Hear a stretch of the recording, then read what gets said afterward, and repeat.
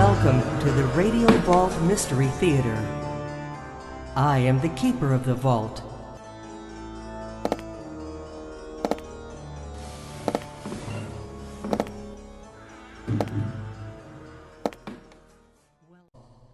Sometimes the simple things we ignore can be the most hideous and destructive forces in our lives.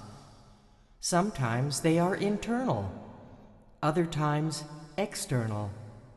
Most warnings come from subtle sources and are ignored until calamity is upon us. Then again, most things in life aren't what they seem. Or are they? That feeling that gives you the goosebumps is a warning that comes in the wind. Our story tonight is It Comes in the Wind. Act 1. On a late fall night, we join Marshall and Teresa Lawrence in their mountain cabin, waiting for their best friends Kevin and Meredith Holcomb to join them for a few weeks of rest and relaxation. I love the smell of the fireplace burning on a cool night like tonight. Oh, honey, I'm so glad we have plenty of supplies. It's such a long way back into town. This makes working a crappy job for all those years worth it. 3 weeks without a care in the world, with our best friends, enjoying nature's beauty, and no stress. I only hope that retirement will be like this. That must be the Holcombs. I'll let them in. Oh, wait for me. Kevin, Meredith, how are you? Hi. Oh, finally, we made it. Oh. Come on in. Did you have any trouble finding us? Oh no, found it like we've been here 100 times. Kevin, I honestly did not think we were going to make it, Mr. I Know Where I'm Going. We were lost at least half a dozen times. Yeah. Maybe you were lost. I knew where I was going. Oh, yeah. I have a bottle of brandy calling my name. You game? Oh yeah, let's get this underway. We've got the fire going in the fireplace. Let's go to the living room and relax. Would you like some wine, Meredith? Oh, yes. I have some Riesling. Would that do it, Meredith? That would be amazing. End of Act 1.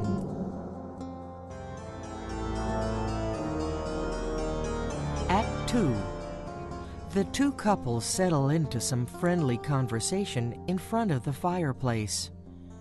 The men start talking business, and the women put on their coats and go outside before nightfall and before the late autumn cold rushes in.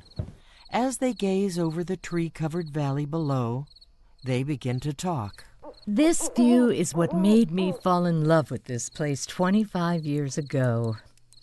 I'm so glad that it's finally ours now. Wow. And I can see why. Ooh, do you see that?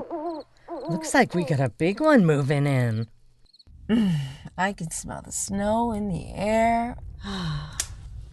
So tell me, how'd you guys get such a nice place like this?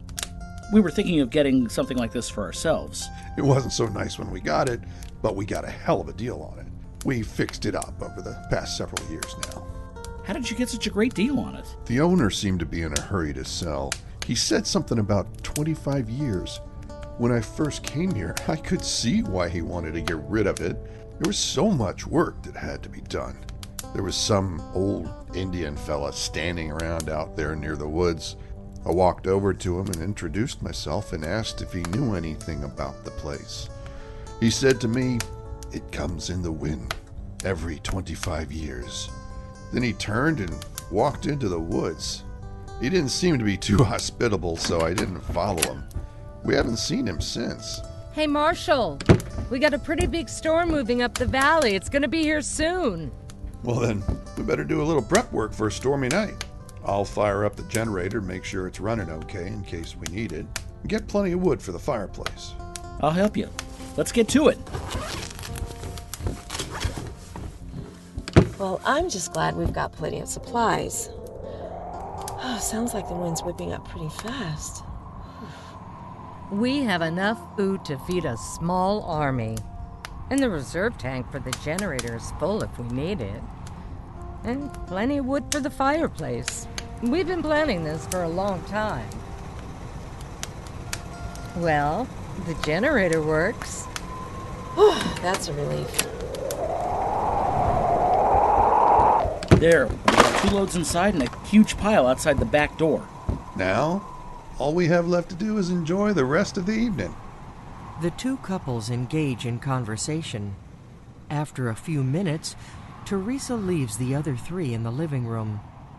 Looking out of her kitchen window, she starts talking to The herself. shadows and the wind seem to play with my mind. It looks like little furry men dancing outside. Oh my! Red eyes! Oh, I'm so silly. It's just a reflection of the fireplace on the windows. End of Act 2. And now, a word from our sponsor. You've heard it all your life. Shut it! And you did. But you haven't been happy since because deep inside you know you were born to broadcast. Now you can finally do something about those special talents you've been hiding. You might be asking. Well, what can I do about it? The answer? Yell and Bellow School of Broadcast. Learn to be generous with personal family problems without regard for those nearby. You're just a slug. I can't take you anywhere. Stop eating like a pig. Mother was right. Advertise when you're ill or have to use the restroom to coworkers and others you feel should care. You know, I must have gotten a bad burrito. Ugh. Irritate and offend friends and loved ones with incessant nagging and whining. That's what I get for marrying someone with an IQ of a soap dish. All this and more. So what are you waiting for? If right now you're thinking, Hey, I can do that. don't put it off any longer, call the Yell and Bellow School of Broadcast today so we can see if you've got what it takes.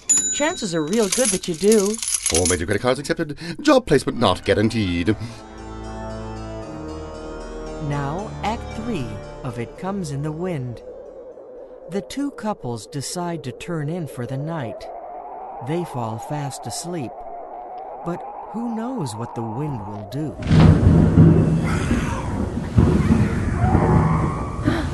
What was that? What? Marshall, what was that? Where's my gun? I'll go check. All right, here's the flashlight. Here's the gun.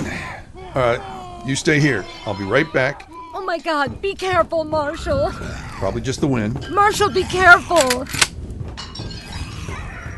What the hell? Why did they leave the back door open? Wait, these are Meredith's slippers. Kevin's robe.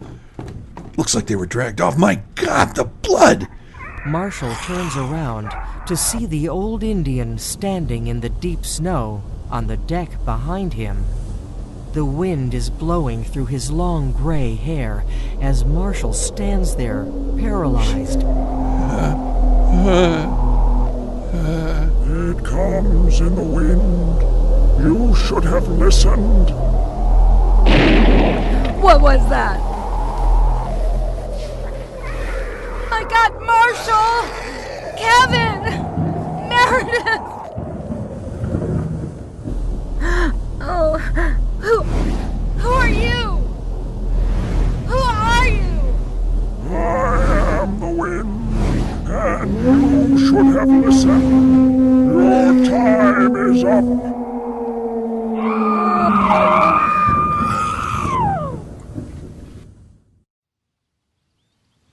Years later, a couple is hiking in the woods above the valley. They seem to be temporarily lost. Look at this place. Doesn't look like anyone's been here for a while. Wow. Look at this gorgeous view. Hey, man. Oh, I didn't see you there. You know, it's kind of embarrassing, but we kind of got lost. Can you show us how to get back to the main trail again?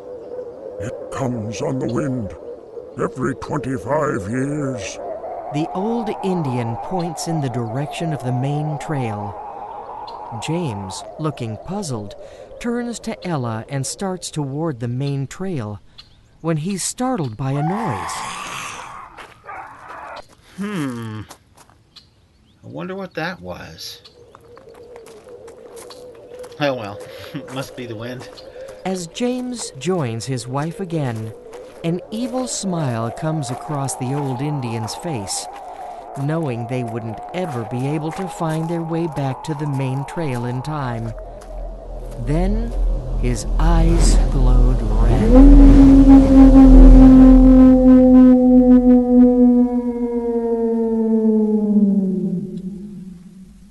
Tune in next time to see what other treasures we have in the vault.